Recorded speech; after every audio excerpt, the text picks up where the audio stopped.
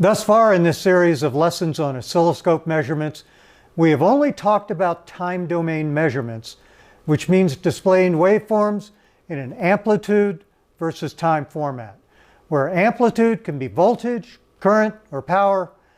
But as you may have learned in your circuits classes, all time domain signals can be decomposed into multiple sine waves of different frequencies.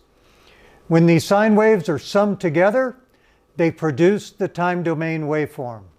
Hi, I'm Johnny Hancock, Product Manager for Keysight Technologies Infinivision Oscilloscopes. As you can see in this three-dimensional graph on your screen now, there are different ways of looking at a signal. The graph on the right shows a frequency domain representation of a signal that consists of two sine waves at different frequencies and different amplitudes. Amplitude is on the vertical axis, frequency is on the horizontal axis.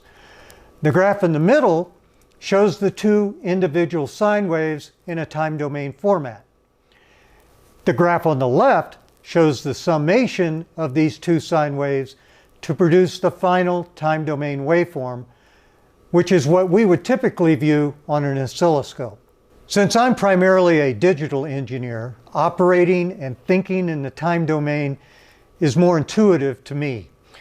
But for many electrical engineers, especially those that work in the RF communication world, the frequency domain is more intuitive. There's an instrument that many RF designers use a lot called a spectrum analyzer, where the primary measurement domain is the frequency domain. Your university probably has some spec-ans in some of the research labs.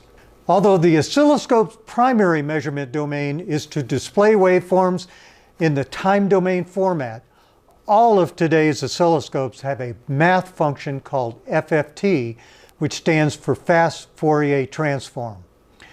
An FFT operation converts a time domain waveform into a frequency domain trace to emulate what a spectrum analyzer displays.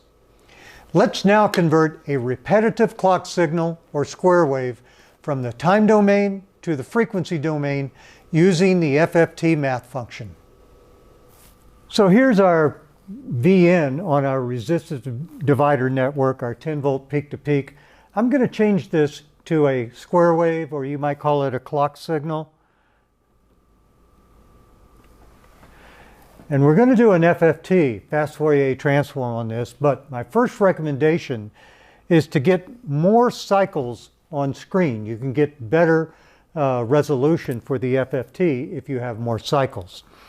Then you can either go into the math menu and select FFT, or we have a dedicated knob on this, or not knob, but button on this scope that says FFT. We just pulled it out since it's such a popular math function in the education environment. So I'll select FFT. Now, this is the FFT. Each of these purple peaks here represents a sine wave of a different frequency. The one over here on the left is the fundamental, which is 20 kilohertz. The next one to the right should be the third harmonic, next one, fifth harmonic, and so on. Now, you can rescale your FFT very similar to the way you rescale vertical and horizontal on the time domain waveform. So right now, this is our time domain input signal. It's scaled based on seconds per division.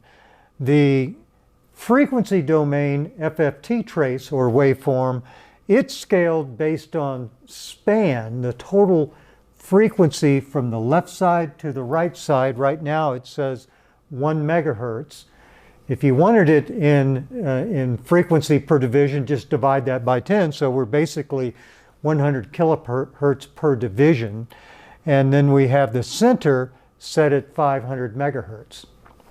Now we can make measurements on this signal as well. Let's rescale this down a little bit so we can see it more clearly. We could turn on the cursors, select FFT, and then I could select the Y1 cursor and position it at the top of the fundamental, and it's measuring 13.13 dB volts. Now, you may not understand what dB volts is. I'll show you in a minute how we can change it to volts. And then let's measure the frequency of that one. Let's change it to X2 cursor and adjust that until it's right on top of the fundamental peak, and it measures 20 kilohertz, just what we expect. Well, let's slide down and measure the next one.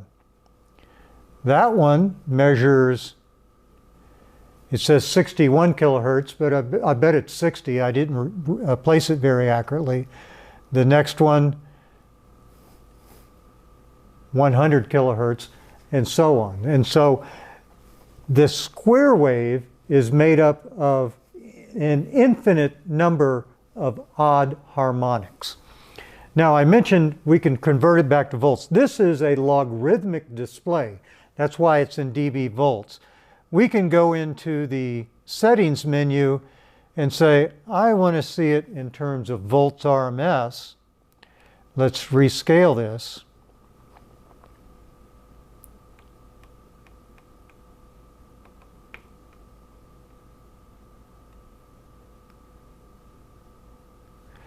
And now if we put the cursors on it, we would measure an absolute voltage. But in absolute voltage, you can see the higher harmonics visually are very suppressed. The advantage of the logarithmic scaling, which is pretty typical for frequency domain measurements, is that it visually expands the harmonics that have lower amplitudes. So let's go back to dB volts. Let me get this repositioned again. And what about other wave shapes? So this is what a square wave looks like, the fundamental and all the odd harmonics. What if we selected a triangular wave? Now you get odd and even harmonics. What if we selected a sine wave? Theoretically, we should get one peak only, and that's the frequency, that's that peak there at 20 kilohertz. So here's an interesting application. I'm using one of the built-in education training signals of this scope. We use this to train students on FFT. This is a 1 kilohertz square wave or clock signal, and it looks like it has lots of noise riding on the top and bottom of the waveform. But is it really noise? Well, let's find out using FFT. So I'm going to turn on FFT, and I've already got the span and the center set up to demonstrate this. This is the fundamental way at the left. If I put cursors up, I could measure it. I would see it, it's at 1 kilohertz, and then all the other peaks are 3 kilohertz, 5 kilohertz, 7 kilohertz, all of the odd harmonics of the fundamental. You add all those up, and it has sine waves, and it creates the 1 kilohertz square wave. But there's an oddball, this one out here. It's sticking way up. It's not continually to decrease in amplitude. That is a component of coupling. Now let's measure it. I'll turn the cursors on, and let's just measure the frequency. I'll put it out here, and it measures about 89 kilohertz. There's an 89 kilohertz sine wave coupling on to this 1 kilohertz square wave, and FFT popped it out right away. In our next lesson, we'll be talking about Bode plots, which is another type of frequency domain measurement, where gain, which is V out divided by V in, as well as phase, is plotted versus frequency. Remember, for additional technical resources to help you learn more about oscilloscopes, go to the URL listed on your screen. See you in Lesson 10. Go Oxford!